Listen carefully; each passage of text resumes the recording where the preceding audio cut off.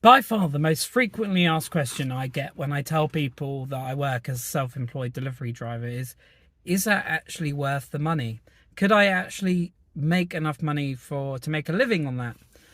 People wondering basically, is it worth them giving up their normal 9 to 5 or, like 8 to 6 kind of normal job to do the gig economy and do side hustle delivering?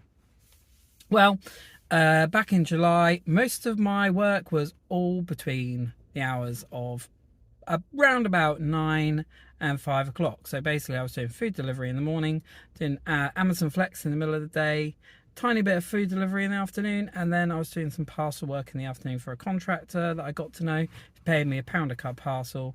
And it was great, absolutely great work that ends up basically at my doorstep.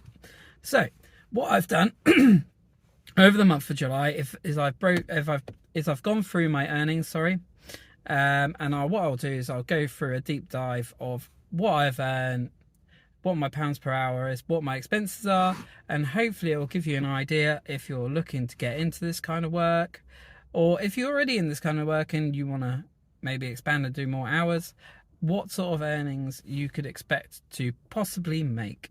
Now, obviously, this is going to be different for everybody. Earnings vary depending on what area you're in, what contracts you can manage to get. So for myself, I've managed to get I've got 7 different income streams, and that's one thing I will say to you. If you are going to do this kind of work, make sure you have as many opportunities to make money as possible. If you've only got, say, one account, like a Uber Eats account or a Deliveroo account, a Just Eat account, you're probably not going to make enough money to make it worthwhile. I can make a decent amount of money just because I use a lot of different platforms to make sure that I've always got work and try and keep my dead mileage, i.e. the miles that I do without being physically actually doing a job, as low as possible. So, without further ado, let's jump into it. So here's my month of July, and as you see at the moment, we've got some question marks. So let's unveil those question marks and see where we are. So, as you can see, I have in July earned £2,314.52. I'm using an app called Radio to to record all my income throughout the month. Some of it doesn't link properly with the app, so I've had to put it in manually, which is why you can tell that my hours and pound per hour does not sync up, because I don't know whether you're any good at maths, but I can tell from my limited ability at maths that £2,314.52 into 114 hours does not give you £11.17 per hour. If you want to know how to manually add things to the Rodeo app, if you want me to make a video about that, please let me know in the comment section down below. But I've done some calculations on my calculator and we'll change this about for you. These are fairly rough figures just because I didn't record all of my hours that I did. But throughout the month, I generally worked from around about sort of like between 9 and 10 until around about 5:30. So based on those hours and looking at the days that I've worked, it looks like I've worked around about 143 hours. Now this brings out my hourly rate at £18.82 per hour, which I think personally, £2,314. Obviously this is before expenses. I will talk about expenses in a minute, but as for gross income, this is pretty good. Please let me know in the comments if you make more with this amount of hours. Obviously, if you're going to get into this, a lot of people will be working a lot more evenings. The only reason I'm not working evenings is because, like I say, the parcel run finishes literally at my doorstep, meaning I've got no dead mileage for the day. And to be honest, it's quite nice to just walk through the door, spend a bit of time with the kids before they go to bed. So, as I said, I've earned this throughout a lot of different apps. So now I'll show you a breakdown of where I've earned my income. So, as you can see, there's 1, 2, 3, 4, 5, 6, 7 different forms of income, like I said. Some of them aren't quite exactly what they're meant to be. So Ride is actually the contractor that I'm working with. So let's scrub that out and write it down. And GoPuff is my cash tips. Rodeo is a fantastic app for recording your income, but there are when you put things in manually, there's not at the moment an option to select like a different thing and manually put in something different. So I've had to use a different work supplier just to keep a track of the income. So let's change that over. So as I said, there's 7 different forms of income there. Cash tips, maybe let's throw it away and call it 6 different forms of income. And my income is quite well divided across all these income sources. And this is something that I've learned over the last sort of like year. As things have slowed down a little bit on the food delivery apps, I have had to take on some different work that I wouldn't normally want to do. But this has yielded some results for me. Because I was struggling to do anywhere near sort of like £13-14 an hour, probably only a few months ago. But since I've taken on more things and more ways of earning, it's made quite a big difference to my earnings. So that's one thing that I would really, if you come to this video for any advice, it's one piece of advice that I would give you, is try and have as many strings to your bow as possible. As you can see, if I would have dropped out say the contractor, if I hadn't have gone and worked for Evri and got to know this contractor, I'd be missing £541 worth of income. Now he's paying me £1 a parcel, and I'm doing roughly about 25 to 30 parcels an hour. So that is pulling my hourly rate right up. So yeah, that's a massive piece of advice I would give you.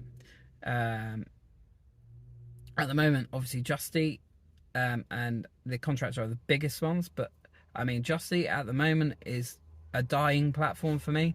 A year ago I probably would have been doing anywhere between 800 and 1500 a month on Just Eat, but it's just gone. The money has gone from Just Eat. They've taken on far too many riders, and I think they're allowing people to do things that they shouldn't be doing. Again, Deliveroo and Uber, they're a lot lower than they would have been. But at the moment, there's such an oversaturation of drivers. So maybe at the moment, it's not the best time to take on a food delivery app unless you can get multiple apps. But I do think with the HMRC and the government trying to bring in new measures to stop like account renting and people shirking their tax responsibilities, this could change, and probably starting in the next few months. So watch this space. So unfortunately, not all of that ends up in my back pocket, of course. There are expenses. So the first expense I want to talk about is probably the highest one, and it's my main fixed expense, which is my car insurance. Now, if you want to do food deliveries or parcel deliveries, any kind of delivery work in your car, you cannot do it with social and domestic pleasure insurance. You have to get hire and reward insurance. If you're caught doing deliveries in a car without proper insurance, you are risking losing your car and having points in your license and fines, etc, etc. You have to have hire and reward insurance. So my hire and reward insurance works out at £199.34 a month. However, this isn't all an expense, because I would have been paying insurance for the car anyway. Now my insurance for the car worked out would be around about 70 to 80 quid a month. So we need to deduct that from the insurance cost to get us what our actual business cost is. Now I'm going to go with 70 quid to make it a higher amount, to give you a better, more realistic idea of how much it might cost. So that means my insurance would be £129.34 per month. So we'll take that off the total. So next up, we got fuel. Obviously, this is going to be another big expense. So I use QuickBooks to record all my mileage, and I use the mileage way of report my expenses at the end of the year to HMRC. Much easier way of doing it, but I'll break down what that cost would actually be for my Peugeot 208 using a calculator online that I found. So I did 1,202 miles, and the calculator says that it costs £161.74. Now it might be a little bit higher than that, I think, but we'll go with that cost just to give you a ballpark figure. It's me an expenses total of 291. That's very wishful thinking. £291.74.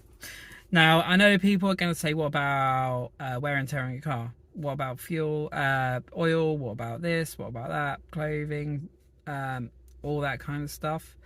Obviously, that's going to vary so much from person to person, and it's a very hard thing to quantify. I don't believe that it's a massive amount. So for this exercise, we're just going to forget about that and just move on with our lives. Break down quickly what my net profit for the month was, and how much that equates to per hour. So done some sums on my bit of paper. So my income, as I stated, was £2,314.52. Expenses are £291.74, leaving gross income for the month of £2,022.74. Let's just quickly see how that equates to a year. 2022.774 times by 12. So that's 24 grand a year. Nearly £24,500 a year. Considering I haven't been really doing full time, not bad. Not bad to be fair. Obviously falling below the national average, but these jobs, they do offer a lot of flexibility. So that equates to £14.15 per hour. So there we have it. Can working in the food delivery apps, parcel delivery, etc., can that generate an income that can replace your job? Well, I guess it depends how much money you need to earn. And the good thing about this kind of work is that if I need to earn more money, I'll just go out for more hours. As I say, 143 hours a month is not exactly full-time hours. When I was a restaurant manager, I was working 200 hours a month and probably earning around about the same amount of money, if not maybe even a little bit less, but then that was a good 4 years ago. So it's absolutely a great source of income and a very flexible way of working. I can literally work whatever hours I want. So generally at the moment I work completely around my children. There's been a few days throughout that month where I haven't even worked the full day. For whatever reason, I might have had to go to an appointment, etc. It's just been great. That's just the best thing about it. I can work whenever I want. Anyway, if this video has been informative for you, if you'd like to see other content like this, please do the normal things that YouTube people like to say: like, comment, subscribe. I really appreciate it. It does really help me. Until then, if you've got any questions, please don't hesitate to put them down in the comments or contact me directly through Facebook or whatever. I'll be happy to answer the questions and help you along your way. Until then, I'll catch you in the next video.